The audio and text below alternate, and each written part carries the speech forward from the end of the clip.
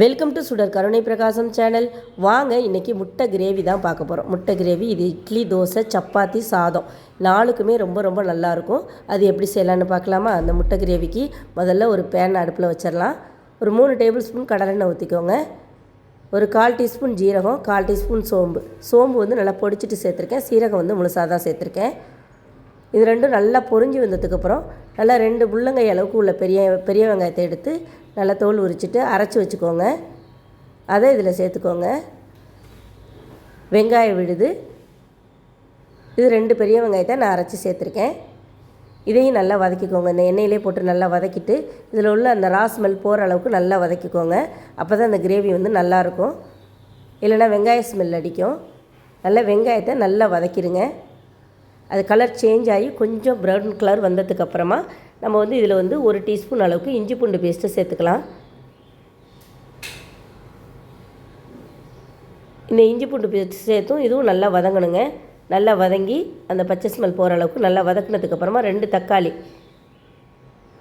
Medium size தக்காளி 2 தக்காளி எடுத்து அதையும் அரைச்சி இதில் சேர்த்துக்கோங்க. நான் எல்லாமே அரைச்சி தாங்க சேர்க்குறேன். ஏன்னா அப்போ தான் அந்த கிரேவி வந்து சாப்பிட்றதுக்கு நல்லா விழுதாக இருக்கும். நம்மளுக்கு சாப்பிட்றப்ப எந்த டிஸ்டர்பன்ஸும் இருக்காது. வெங்காயம் தக்காளியெல்லாம் பொறுக்கி வைக்கணுங்கிற அந்த அவசியம் இல்லாமல் நல்லாயிருக்கும். நல்லா ரிச்சாகவும் இருக்கும். சப்பாத்திக்கெல்லாம் நல்ல ஒரு தொக்கு கன்சிஸ்டன்சிக்கு செஞ்சு வச்சுட்டு சாப்பிட்டோம்னா ரொம்ப நல்லாயிருக்கும். இப்போ தக்காளி நல்லா வதங்கிட்டுங்க. இதுக்கப்புறம் நம்ம வந்து எல்லா மசாலாத்தூளும் சேர்த்துடலாம். நான் இதில் போடுற மசாலாத்தூள் மட்டும் போடுங்க, ரொம்ப ருசியாக இருக்கும். 1 டீஸ்பூன் அளவுக்கு தனி மிளகாய்த்தூள், 1/4 டீஸ்பூன் மஞ்சத்தூள், 1/2 டீஸ்பூன் மிளகுத்தூள், கறி மசாலா ஒரு 1/2 டீஸ்பூன் சேர்த்துக்கோங்க. இந்த கறி மசாலா இல்லைன்னா மட்டன் மசாலா சேர்த்துக்கோங்க. மல்லித்தூள் 1 டீஸ்பூன் சேர்த்துக்கோங்க. இது எல்லாத்தையுமே சேர்த்து நல்லா வதக்கி விட்டுக்கோங்க. இந்த வெங்காயம் தக்காளியோடய இந்த மசாலாலாம் நல்லா வதக்கி விட்டுருங்க. அதுக்கப்புறமா தண்ணி சேர்க்கலாம். இந்த கறி மசாலா கடைகள்லாம் கிடைக்கும். அப்படி இல்லைன்னா நீங்களே வீட்டில் அரைச்சிக்கலாம். இது எப்படி அரைக்கணும்னு வீடியோ ஏற்கனவே நான் போட்டிருக்கேன். எண்டு ஸ்க்ரீன்லேயும் தர்றேன், டிஸ்கிரிப்ஷன்லேயும் தர்றேன், பார்த்து கற்றுக்கோங்க. இப்போ 2 டேபிள் ஸ்பூன் தயிர் சேர்த்துக்கோங்க. தயிர் சேர்த்துட்டு நல்லா வதக்கி விடுங்க. இந்த தயிர் சேர்க்குறப்ப நல்லா லைட்டாக ஒரு புளிப்பு, அந்த ரிச்னஸ் எல்லாம் நல்லாயிருக்கும். இந்த கிரேவிக்கு நல்ல ஒரு டெக்ஸ்சரையும் நல்ல ஒரு டேஸ்ட்டையும் கொடுக்கும் தயிர் சேர்க்குறப்ப. இப்போ கொஞ்சமாக அந்த மிக்சியை கழுவிட்டு தண்ணி சேர்த்துக்கலாம். அடுத்தது ஒரு 1/2 டம்ளர் தண்ணி சேர்த்துக்கலாம். சேர்த்துட்டு நல்லா கொதிக்க விடுங்க. உங்களுக்கு எந்த அளவுக்கு தண்ணி தேவையோ அந்த அளவுக்கு சேர்த்துக்கோங்க. உங்களுக்கு கெட்டியாக வேணுமா தண்ணியாக வேணுமான்னு நீங்கள் அந்த அளவுக்கு தண்ணி சேர்த்துக்கோங்க. நல்லா கிளறி விட்டுட்டு கொஞ்சம் எண்ணெய் பிரிஞ்சு வர்ற அளவுக்கு நல்லா சிம்லேயே வச்சுட்டு வேக வச்சுருங்க.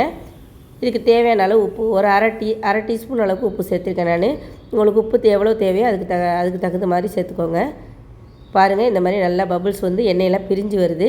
இந்த கிரேவி இந்த மாதிரி செஞ்சுட்டு நீங்கள் செஞ்சீங்கன்னா ரொம்ப நல்லாயிருக்குங்க. இந்த கிரேவியை மெத்தடாக வச்சுட்டு நீங்கள் சிக்கனில் கூட இதே மாதிரி செய்யலாம், ரொம்ப நல்லாயிருக்கும். நான் ஒரு 4 முட்டையை வேக வச்சு தோல் உரித்து கட் பண்ணி வச்சுருக்கேன்.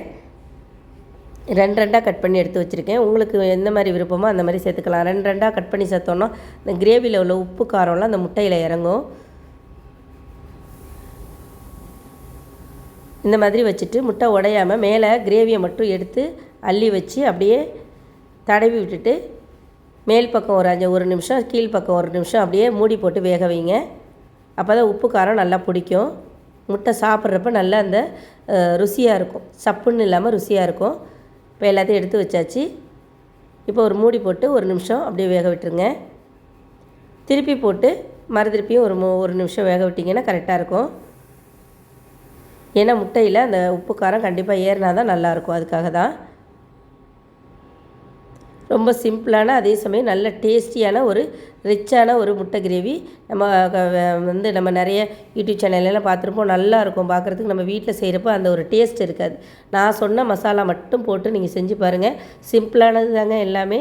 வீட்டில் இருக்கிற மசாலா தான் போட்டு செஞ்சு பாருங்கள், நல்லாயிருக்கும். இப்போ குக்கரை கவுத்தி போட்டுட்டு 1 நிமிஷம் வச்சுட்டு எடுத்திங்கன்னா முட்டை கிரேவி ரெடி ஆகிடும். இந்த முட்டை கிரேவி ரொம்ப ரொம்ப நல்லாயிருக்குங்க. சப்பாத்திக்கு, இட்லி, தோசை எல்லாத்துக்குமே தொட்டுட்டு சாப்பிட்லாம். உங்களுக்கு இந்த ரெசிபி பிடிச்சிருந்துச்சுன்னா சுடர் கருணை பிரகாசம் சேனலுக்கு மறக்காமல் சப்ஸ்கிரைப் பண்ணுங்கள், லைக் பண்ணுங்கள், ஷேர் பண்ணுங்கள், கமெண்ட் பண்ணுங்கள். எப்போதும் போல உங்கள் சப்போர்ட் கொடுத்துட்டே இருங்க. நன்றி, வணக்கம்.